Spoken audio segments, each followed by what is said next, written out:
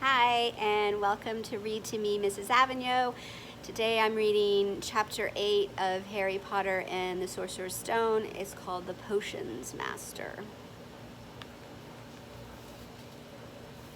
Chapter 8, The Potions Master. There, look! Where? Next to the tall kid with the red hair. Wearing the glasses? Did you see his face? Did you see his scar? Whispers followed Harry from the moment he left his dormitory the next day.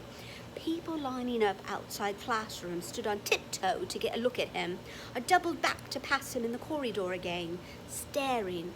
Harry wished they wouldn't, because he was trying to concentrate on finding his way to classes. There were 142 staircases at Hogwarts, wide, sweeping ones, narrow, rickety ones, some that led somewhere different on a Friday, some with a vanishing step halfway up that you had to remember to jump.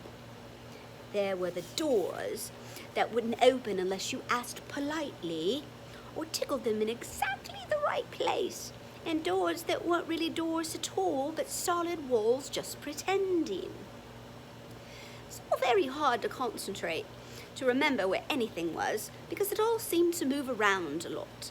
The people in the portraits kept going to visit each other, and Harry was sure the coats of armor could walk. The ghosts didn't help either. It was always a nasty shock when one of them glided suddenly through a door you were trying to open. Nearly Headless Nick was always happy to point new Gryffindors in the right direction, but Peeves, the poltergeist, was worth 2 locked doors and a trick staircase if you met him when you were late for class. He would drop waste paper baskets on your head, pull rugs from under your feet, pelt you with bits of chalk, or sneak up behind you, invisible, grab your nose and screech, "Gotcha, conk!" Even worse than Peeves, if that was possible, was the caretaker, Argus Filch. Harry and Ron managed to get on the wrong side of him on their very first morning. Filch found them trying to force their way through a door that unluckily turned out to be the entrance to the out-of-bounds corridor on the 3rd floor. He wouldn't believe they were lost, was sure they were trying to break into it on purpose, and was threatening to lock them in the dungeons when they were rescued by Professor Quirrell, who was passing by. Filch owned a cat called Mrs. Norris, a scrawny, dust-colored creature with bulging lamp-like eyes, just like Filch's. She patrolled the corridors alone. Break a rule in front of her, put just one toe out of line, and she'd whisk off for Filch, who'd appear wheezing 2 seconds later. Filch knew the secret passageways of the school better than anyone except perhaps the Weasley twins, and could pop up as suddenly as any of the ghosts. The students all hated him, and it was the dearest ambition of many to give Mrs. Norris a good kick. And then, once you had managed to find them, there were the classes themselves. There was a lot more to magic, as Harry quickly found out, than waving your wand and saying a few funny words. They had to study the night skies through their telescopes every Wednesday at midnight and learn the names of different stars and the movement of the planets. 3 times a week they went out to the greenhouses behind the castle to study herbology with a dumpy little witch called Professor Sprout, where they had learned how to take care of all the strange plants and fungi and found out what they were used for. Easily the most boring class was the history of magic, which was the only one taught by a ghost, Professor Binns. Had been very old indeed when he had fallen asleep in front of the staff room fire and got up the next morning to teach, leaving his body behind him. Binns droned on and on while they scribbled down names and dates and got Emeric the Evil and Ulrich the Oddball mixed up. Professor Flitwick, the charms teacher, was a tiny little wizard who had to stand on a pile of books to see over his desk. At the start of their first class, he took the roll call, and when he reached Harry's name, he gave an excited squeak and toppled out of sight. Professor McGonagall was again different. Harry had been quite right to think she wasn't a teacher to cross. Strict and clever, she gave them a talking to the moment they sat down in her first class. Transfiguration is some of the most complex and dangerous magic you will learn at Hogwarts, she said. Anyone messing around in my class will leave and not come back. You have been warned. Then she changed her desk into a pig and back again. They were all very impressed and couldn't wait to get started, but soon realized they weren't going to be changing the furniture into animals for a long time. After taking a lot of complicated notes, they each were given a match and started trying to turn it into a needle. By the end of the lesson, only Hermione Granger had made any difference to her match. Professor McGonagall showed the class how it had gone all silver and pointy and gave Hermione a rare smile.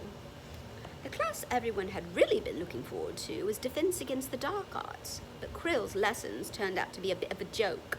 His classroom smelled strongly of garlic, which everyone said was to ward off a vampire he'd met in Romania and was afraid would be coming back to get him one of these days. His turban, he told them, had been given to him by an African prince as a thank you for getting rid of a troublesome zombie, but they weren't sure they believed that story. For one thing, when Seamus Finnegan asked eagerly to hear how Quirrell had fought off the zombie, Quirrell went pink and started talking about the weather. For another, they had noticed that a funny smell hung around the turban, and the Weasley twins insisted that it was stuffed full of garlic as well, so that Quirrell was protected wherever he went. Harry was very relieved to find out that he wasn't miles behind everyone else. Lots of people had come from Muggle families, and like him, hadn't had any idea that they were witches and wizards. There was so much to learn that even people like Ron didn't have much of a head start. Friday was an important day for Harry and Ron. They finally managed to find their way down to the Great Hall for breakfast without getting lost once. "What have we got today?" Harry asked Ron as he poured sugar on his porridge. "Double potions with the Slytherins," said Ron. "Snape's head of Slytherin House. They say he always favors them. We'll be able to see if that's true." "Wish McGonagall favored us," said Harry. Professor McGonagall was head of Gryffindor House, but it hadn't stopped her from giving them a huge pile of homework the day before. Just then the mail arrived. Harry had gotten used to this by now, but it had given him a bit of a shock on the first morning when about 100 owls had suddenly streamed into the Great Hall during breakfast, circling the tables until they saw their owners and dropping letters and packages on their laps. Hedwig hadn't brought Harry anything so far. She sometimes flew in to nibble and have a bit of toast before going off to sleep in the owlery with the other school owls. This morning, however, she fluttered down between the marmalade and the sugar bowl and dropped a note onto Harry's plate. Harry tore it open at once. It said in a very untidy scrawl, "Dear Harry, I know you get Friday afternoons off, so would you like to come and have a cup of tea with me around 3? I want to hear all about your first week. Send us an answer back with Hedwig. Hagrid." Harry borrowed Ron's quill, scribbled, "Yes, please, see you later," on the back of the note and sent Hedwig off again. It was lucky that Harry had tea with Hagrid to look forward to, because the potions lesson turned out to be the worst thing that had happened to him so far. At the start of term banquet, Harry had gotten the idea that Professor Snape disliked him. By the end of the first potions lesson, he knew he'd been wrong. Snape didn't dislike Harry. He hated him. Potions lessons took place down in one of the dungeons. It was colder here than up in the main castle, and would have been quite creepy enough without the pickled animals floating in glass jars all around the walls. Snape, like Flitwick, started the class by taking the roll call, and like Flitwick, he paused at Harry's name. "Ah, yes," he said softly, "Harry Potter, our new celebrity." Draco Malfoy and his friends Crabbe and Goyle sniggered behind their hands. Snape finished calling the names and looked up at the class. His eyes were black like Hagrid's, but they had none of Hagrid's warmth. They were cold and empty and made you think of dark tunnels.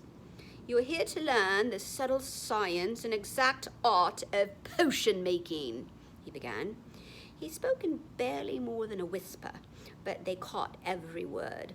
Like Professor McGonagall, Snape had the gift of keeping a class silent without effort. "As there is little foolish wand waving here, many of you will hardly believe this is magic. don't expect you will really understand the beauty of the softly shimmering cauldron with its shimmering fumes. The delicate power of liquids that creep through human veins, bewitching the mind, ensnaring the senses. I can teach you how to bottle fame, brew glory, even stop her death, if you aren't as big a bunch of dunderheads as I usually have to teach. More silence followed this little speech. Harry and Ron exchanged looks with raised eyebrows.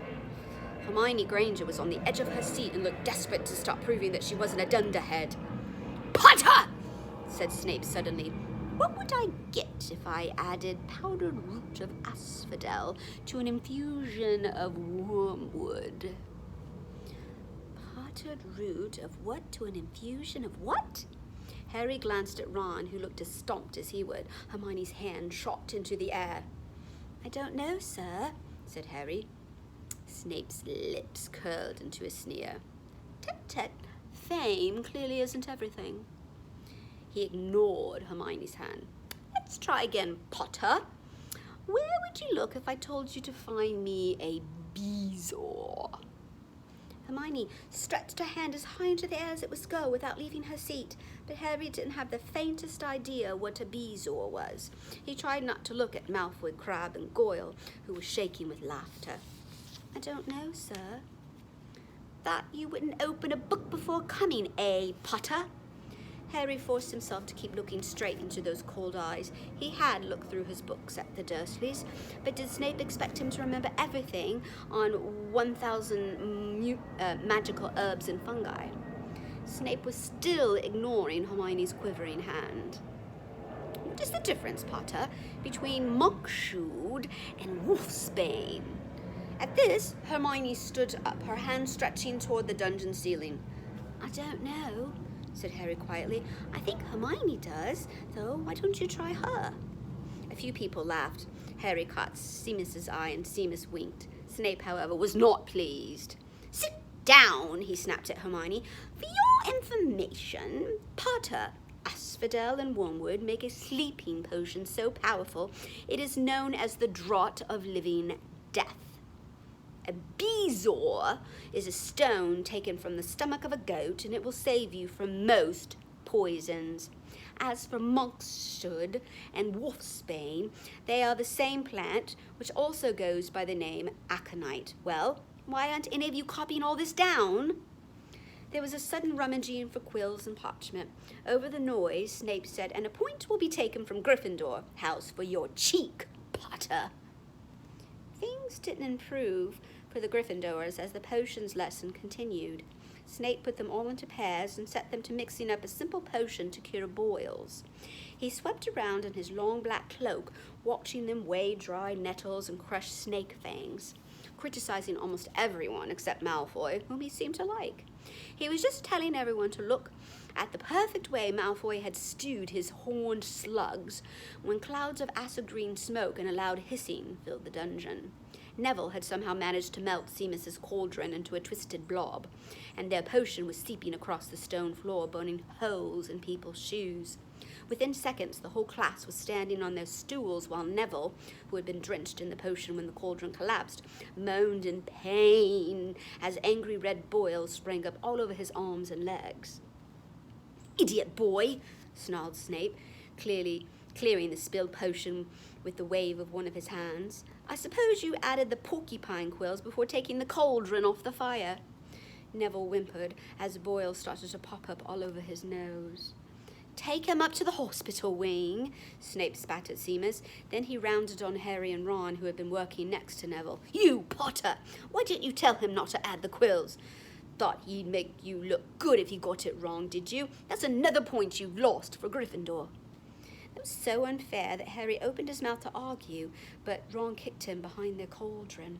"Don't push it," he muttered. "I've heard Snape can turn very nasty."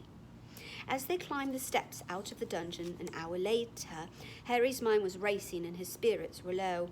He lost 2 points for Gryffindor in his very first week. Why did Snape hate him so much? "Cheer up," said Ron. "Snape's always taking points off Fred and George. Can I come and meet Hagrid with you?" At 2:55, they left the castle and made their way across the grounds. Hagrid lived in a small wooden house on the edge of the forbidden forest. A crossbow and a pair of galoshes were outside the front door. When Harry knocked, they heard a frantic scrambling from inside and several booming barks. Then Hagrid's voice rang out, saying, "Back, Fang, back!" Hagrid's big hairy face appeared in the crack as he pulled the door open. "Hang on," he said. "Back, Fang!" He let them in, struggling to keep a hold on the collar of an enormous black boarhound. There was only one room inside. Hams and pheasants were hanging from the ceiling, a copper kettle was boiling on the open fire, and in the corner stood a massive bed with a patchwork quilt over it. "Make yourselves at home," said Hagrid, letting go of Fang, who bounded straight at Ron and started licking his ears. Like Hagrid, Fang was clearly not as fierce as he looked. "This is Ron," Harry told Hagrid, who was pouring boiling water into a large teapot and putting rock cakes onto a plate. "Another Weasley, eh?" said Hagrid, glancing at Ron's freckles.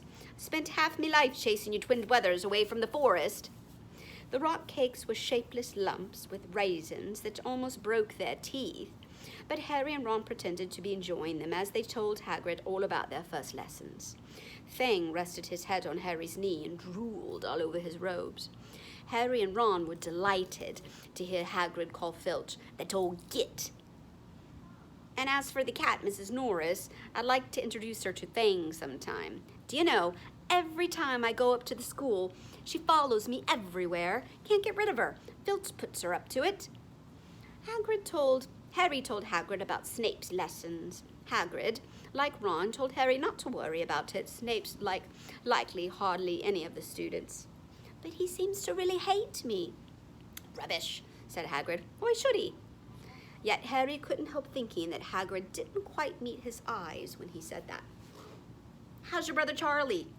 Hagrid asked Ron. "I liked him a lot. Great with animals." Harry wondered if Hagrid had changed the subject on purpose. While Ron told Hagrid all about Charlie's work with dragons, Harry picked up a piece of paper that was lying on the table under the tea cozy. It was a cutting from the Daily Prophet. Gringotts break-in latest. Investigations continue into the break-in at Gringotts on 31 July. Widely believed to be the work of dark wizards or witches unknown. Gringotts goblins today insisted that nothing had been taken. The vault that was searched had in fact been emptied the same day. "But we're not telling you what was in there, so keep your noses out if you know what's good for you," said a Gringotts spokesgoblin this afternoon. Harry remembered Ron telling him on the train that someone had tried to rob Gringotts, but Ron hadn't mentioned the date. "Hagrid," said Harry, "that Gringotts break-in happened on my birthday. It might have been happening while we were there." There was no doubt about it. Hagrid definitely didn't meet Harry's eyes this time. He grunted and offered him another rock cake. Harry read the story again. The vault that was searched had in fact been emptied earlier that day. Hagrid had emptied Vault 713, if you could call it emptying, taking out that grubby little package. Had that been what the thieves were looking for? As Harry and Ron walked back to the castle for dinner, their pockets weighted down with rock cakes they'd been too polite to refuse. Harry thought that none of the lessons he'd had so far had given him as much to think about as tea with Hagrid. Had Hagrid collected that package just in time? Where was it now? And did Hagrid know something about Snape that he didn't want to tell Harry? And that's the end of Chapter 8, The Potions Master. Stay tuned for Chapter 9, The Midnight Duel. Bye! Thanks for listening.